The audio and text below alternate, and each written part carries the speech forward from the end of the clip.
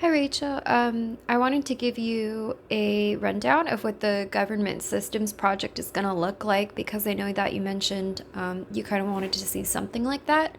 So what I'm going to do is I'm just going to give you a walkthrough of um, how you can use this chart that I sent you, and I resent it again to kind of draft your project for the slides. So I did mention here a comparison of the governments of the United States or a different country and other country or nation is what your main objective is. However, you could technically use another country in place of the US if you really wanted to.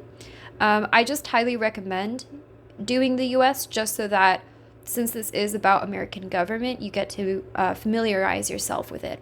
But again, if you're kind of tired of learning about the US, you can certainly choose another country. But yeah, so I think you mentioned that you're thinking of Ethiopia. I did put right here for your countries chosen Ethiopia with question mark. But if you decided on something else, you can always change that and put in something else. Um, so for this first row or column, the Constitution is what you want to write about. So usually a lot of countries will have something similar to some sort of constitutional body that literally constitutes how their laws govern their people. So for the United States, we have a constitution. The US has a constitution to list all powers and abilities of government and rights of people. So what does your country have that's similar to the concept of a constitution? And what are certain laws or provisions in it that are extremely important? So for example, the US does have a Bill of Rights. We learned about the 10 Bill of Rights and the 27 amendments. So if you did the US, you would highlight some of those and yeah, the type of government, this probably is one of the easiest ones. This is just explaining what type of government it has. So does it have a democracy? And if it does it have an indirect or a direct democracy? This is kind of based on things that we learned about in chapter 1 when you got to learn about the different types of governments that exist. If you do need the links to those types of governments, again, to get yourself familiar with them again, feel free to let me know.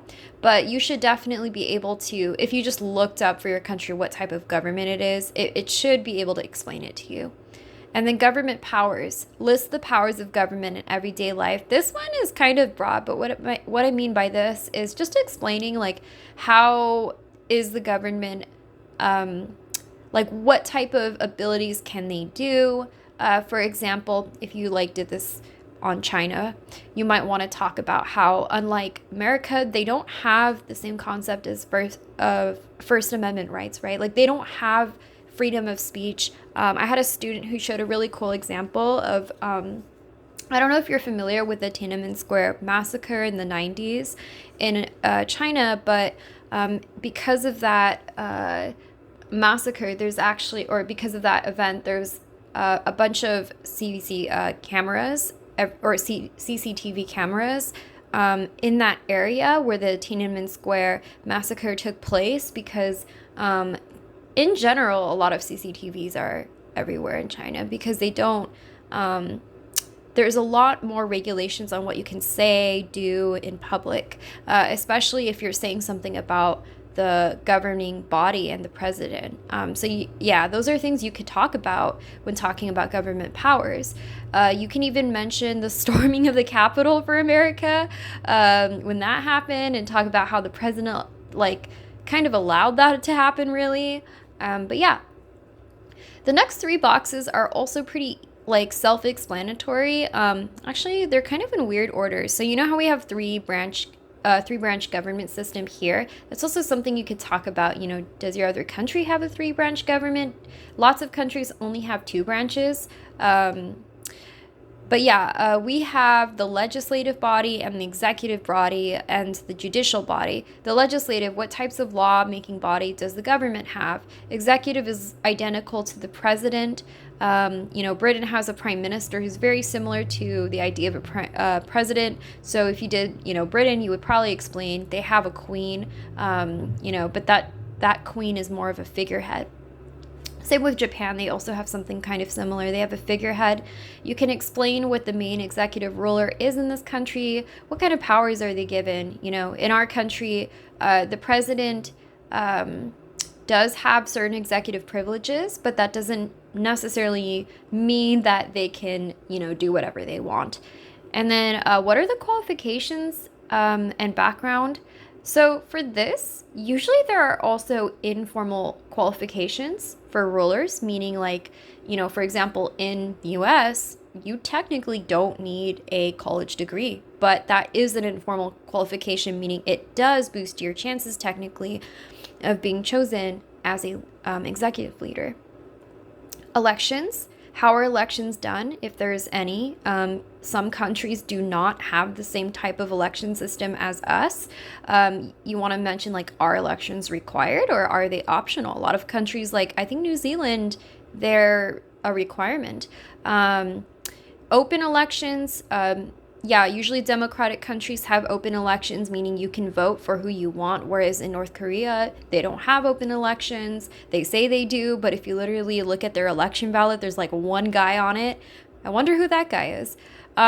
What are some of the criticisms of this country's election process? For example, in America, there's actually a lot of controversy over whether, you know, um, we should have required voting here. So that's something interesting that you could talk about too, if you wanted. Parties. Talk about what type of parties exist in this country. And what I mean, so you don't want to go into a whole spiel about, you know, all of the different parties that exist, especially if it's a country like America where we actually have tons of different parties. We have splinter parties. But you would want to talk about the main dominant parties. China, I think, don't quote me on this, but I think China, for the most part, the Communist Party is the main one, but I think technically there's different sects of different communist parties, if that makes sense in there. Like they're different, like there's Marxist communism, but I don't think that's technically like the most popular one that the Chinese government actually acknowledges. So it really just depends on the country. The one for America is pretty easy to, you know, it's Republican and Democrat, but yeah. National, local government. So I like for you to explain the stratifications of the government. You know, does it have multiple tiers? Most countries really do. Does it have a bureaucracy? You know, is it federal, state, and local level like our country? What are the differences between these tiers? For example, the power to tax or to levy taxes is not the same for the federal, state, and local level in our country, right? There's certain things that the federal, local, and state level can do that the other levels cannot. Judiciary is just the justice system. So yeah, a lot of countries, you know, they're going to have their own type of judicial system. US has federal judges, but it also has multiple tiers in its court system. There's the lower courts. What are the requirements to be the judge? What are some aspects of the legal system that are criticized? So there's actually, this one's really fun because you can talk about like how certain people have been tried or convicted of certain crimes because of their legal system or their laws, like US mass incarceration. You could talk about, you know, the war on drugs. You could talk about the current drug incarceration problem. You can talk about, honestly, so many different things. So this is very loose. Like you can just talk about something that is related heavily to the legal system in that country. And then this kind of goes into, like, this is kind of like an added part of the judicial or the legal thing. The next box is talking about what are some just interesting laws or political issues that reside in the country. There's so many you can choose from. Obviously, in America, overturn of Roe v. Wade, gun rights, LGBT rights, social issues, ethnic minorities. That's a huge thing we talk about here. But this kind of aspect is different in other countries. You know, like, I don't know if you know about the Uyghur people in China, and how they're a group of Muslims that are discriminated against in China and oftentimes taken into these concentration camps where they're literally forced to strip themselves of their religious identities. That's something that China doesn't really acknowledge, but you definitely can find a lot of information about that, like if you did your research on China. But yeah. I also mentioned as an example how in Japan, this one might interest you too, but in Japan, their idea, and this is the same for a lot of countries, their idea of social justice is not really, to be honest, social justice in the American sense does not even exist in Japan. They don't see, for example, segregationist laws as racist or discriminatory. Uh, so, for example, there's actually a lot of areas that foreigners cannot go into. Like, for example, there's actually foreigner only clubs and bars and sometimes even restaurants where only like where they can't go into other areas that native born residents can go into.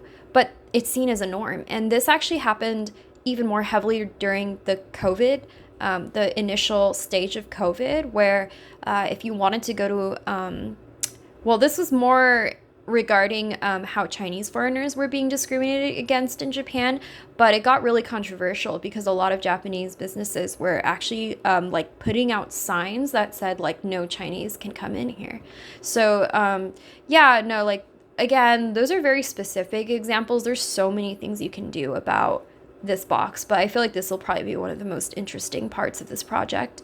Um, this is the second most interesting to me is you can do an overlap of the culture with their laws. So I gave examples for this being that because America, right, we're a very Christian dominated region. We have a huge Christian population. And because the Republican Party has a lot of people with very conservative values, you can definitely see that in the way that they uphold certain Christian ideals when it comes to certain laws and restrictions. Like Roe v. Wade is just one example of this. Gay marriage was a huge controversy in, you know, 2014, 15, 16, and then 16 was when gay marriage was finally legalized.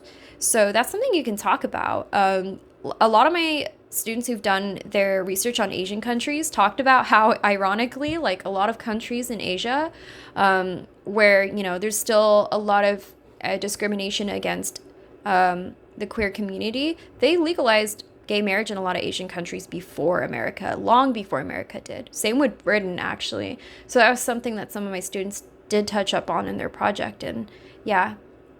And then finally, this one. So I do want you to provide illustrations throughout your project.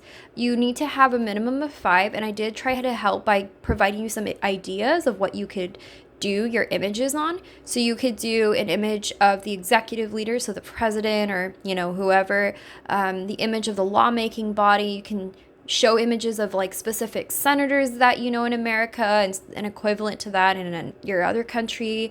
You can show an image of the Supreme Court justices, the symbols for the parties, right? America has the elephant and the donkey. You can even do like political cartoons. You could throw honestly a lot of different things in for this.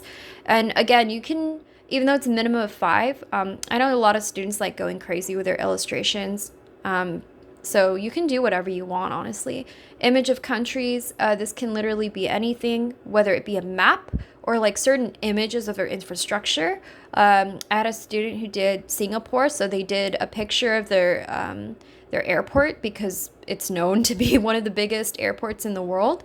You can do an image of major governmental buildings, like some sort of equivalent to the White House, Watergate, the Pentagon, like so many different things. But yeah, I hope this helps. You know, let me know if there's anything that doesn't make sense, that you need a little bit more explanation for or an example. I do have student examples of projects as well. So if you would like to see any of them, I can certainly show you as well. But I hope this helps.